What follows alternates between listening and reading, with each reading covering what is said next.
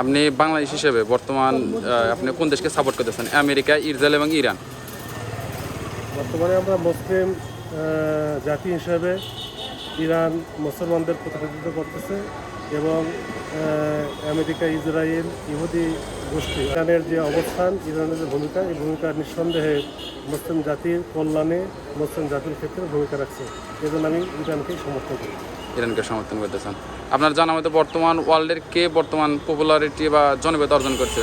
আমেরিকার Donald Trump, ইসরায়েলের Netanyahu এবং ইরানের আছে আয়াতুল্লাহ আল খামেনি। এই তিনজনের ভিতরে আপনি কাকে দেখছেন সবচেয়ে জনপ্রিয়তা এবং পপুলার ব্যক্তি হিসেবে? ইরানের আয়াতুল্লাহ আল খামেনি তিনি জনপ্রিয়তার দিক থেকে একজন সাহসী মুসলিম জাতির নেতৃত্ব দান করার কারণে মুসলিম জাতি হিসেবে তিনি জাতির নেতৃত্ব দানকারী হিসেবে তিনি আয়াতুল্লাহ আল খামেনি একজন জনপ্রিয় ব্যক্তি।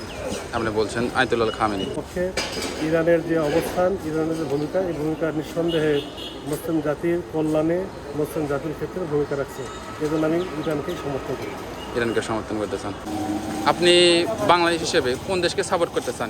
আমেরিকা, ইসরায়েল এবং ইরান, এই তিন দেশের ভিতরে আমি আপনি ইরানকে সাপোর্ট করি।